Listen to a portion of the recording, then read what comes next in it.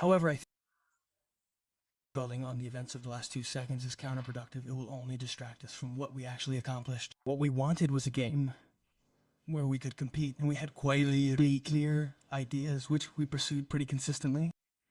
The figures indicate we managed double the number of assists. We were even on rebounds. We achieved a rating higher by 10 points. We shot the same from the field. And I believe we gave our very best.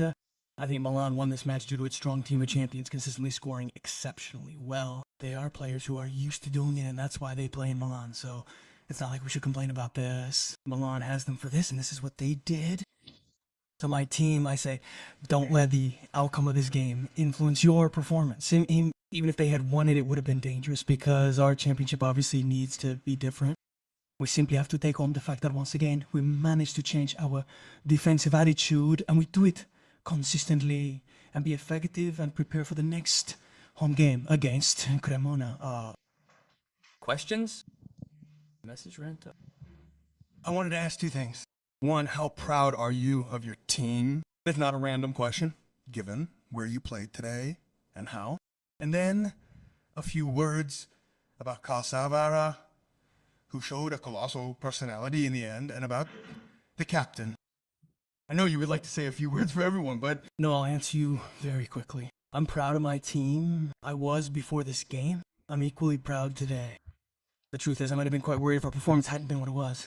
I'd have been perhaps even more concerned if the final score hadn't mirrored the quality of our play, irrespective of a wider loss.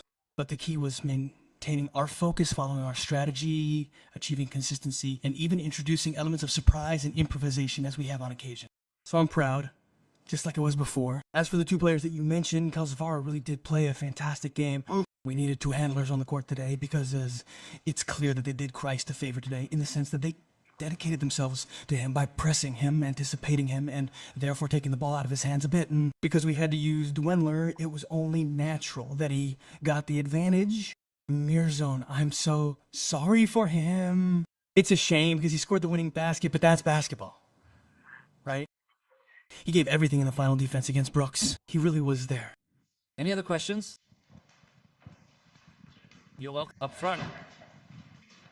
He stayed out of the room. I didn't get it. Good evening. First of all, congratulations.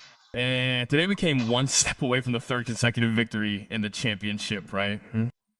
And for a team that was built, I imagine, to save itself, that's no small achievement. The standings are very tight after the top 5 or 6.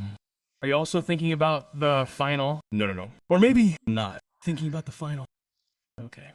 I don't know the results, I swear. I don't know if we're in or out of the league by winning on Sunday. I don't know. If we were, we'd be very happy, but it shouldn't be something that changes our lives for better or worse. Well, how many teams have won the Coppa Italia and then nearly withdrawn from the league, you know? Therefore, to be honest, we would prefer that. The game on Sunday is important as we are playing against a rival directly competing for survival. Any other questions? To underline the consistency of the halftime. That is 20 points, 40 points in the first half and 44 in the second. That is a linearity of match. Intensity is important. Yes, what I emphasized to the team in the locker room was that Milan consistently attempted to break away from their opponent on 3 or 4 occasions. Each attempt seemed like it would succeed, mirroring what the game plan predicted for encounters with tougher teams, namely a point where you might find yourself losing by 15 points. However, we fought back and regained the lead 4 times. This demonstrates resilience and highlights the effectiveness of our strategic adjustments. We've discovered alternative solutions and played with a different set of players, but it's not appropriate to celebrate a near defeat. I repeat, we need to win against Cremona on Sunday. Let's take home some knowledge that we already had. We confirmed it on a field where we were also a bit lucky to arrive after a EuroLeague game played by Milan on Friday. But we can't forget that. However, you have to do everything you can. And then you have to see if the others will let you have it. They didn't.